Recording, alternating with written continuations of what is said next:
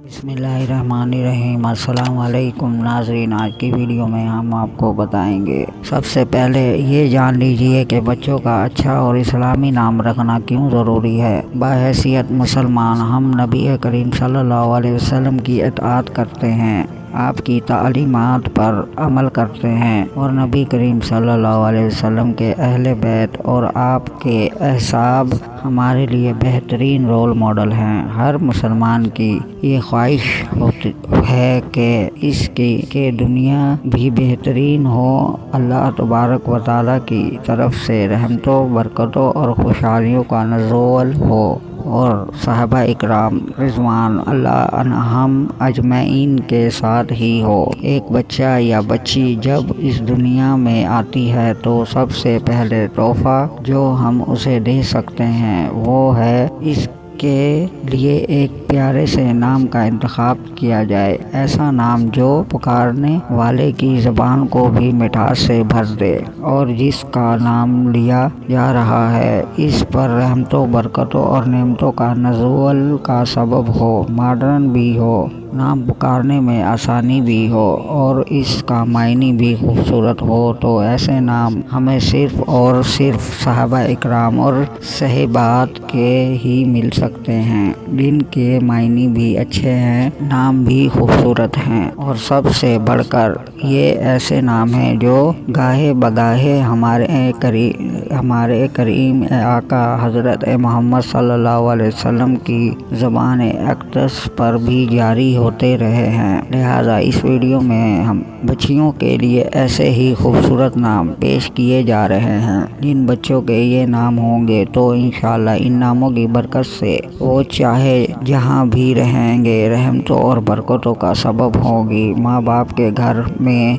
भी और शोहर के और ससुराल के घर में भी और आखिरत में भी अच्छाई वाला मामला पेश आएगा। सबसे पहले नाम है जो युसरा, नहायत ही खूबसूरत नाम है। इसका मायने है आसानियाँ लाने वाली, यानी जिस बच्ची का नाम ये होगा अल्लाह तबारक व तआला इसके लिए आसानियाँ पैदा फरमाएंगे। जिस घर में होगी इस घर में भी आसानी आएगी, जिसके निकाह में होगी इसके लिए आसानियाँ लाने वाली बन जाएगी।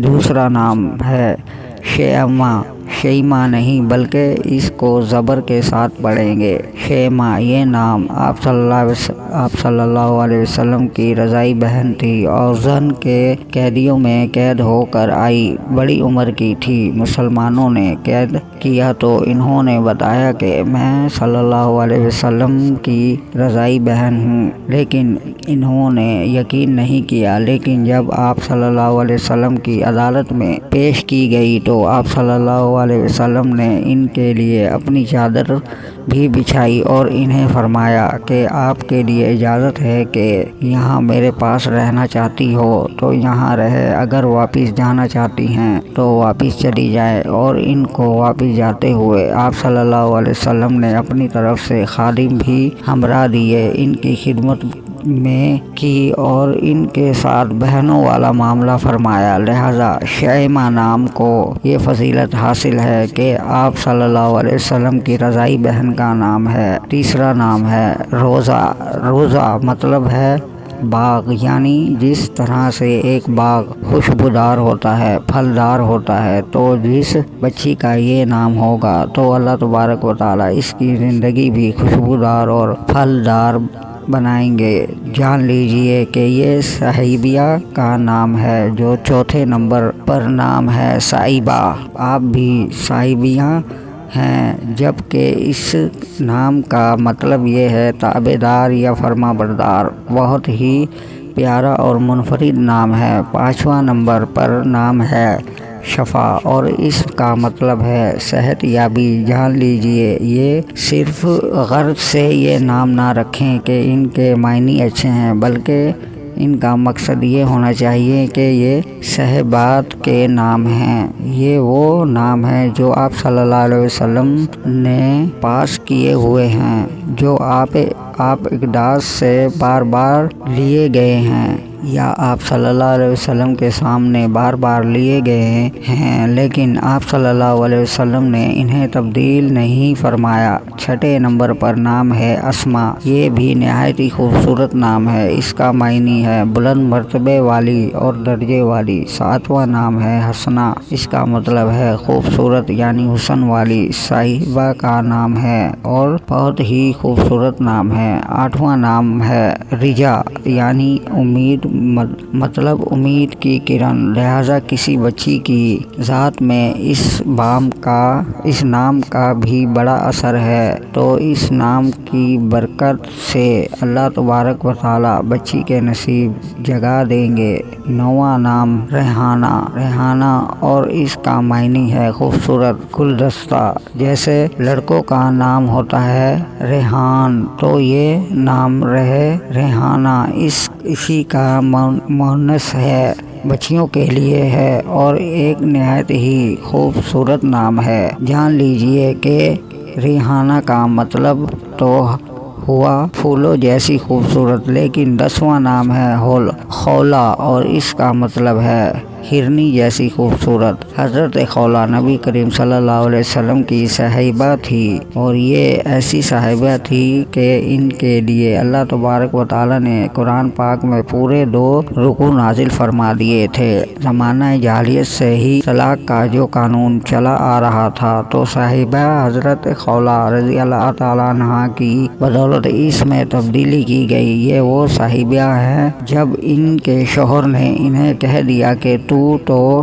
میری ماں جیسی لگتی ہے، تو یہ زمانہ جاہلیت کی بہت ہی سخت طلاق سمجھی جاتی تھی کہ جس پر کسی قسم کا کوئی رجوع ممکن نہ ہوتا تھا۔ لیکن جب حضرت خولا رضی اللہ تعالیٰ عنہ نے نبی کریم صلی اللہ علیہ وسلم کی خدمت میں حاضری کے دوران اللہ سبحانہ و تعالیٰ کے سامنے فریاد پیش کی، تو فوری آپ صلی اللہ علیہ وسلم پر وحی نازل ہو گئی کہ ہم نے اس قانون کو بدل دیا ہے، اور اب قیامت تک جو قانون بنایا گیا ہے وہ یہ ہے کہ جب تک کوئی شوہر اپنی زبان سے 3 مرتبہ اپنی زوجہ کو طلاق نہ دے دے تب تک طلاق واقع نہیں۔ سبحان اللہ، نہایت ہی برکت اور فضیلت والا نام ہے اور یہ نام ضروری رکھنا چاہیے۔ اسی طرح ایک اور صاحبہ کا نام تھا رحیلہ اور اس نام کا مطلب ہے گناہوں سے کوچ کرنے والی یعنی کفر سے کوچ کرنے والی۔ تو جب بھی کوئی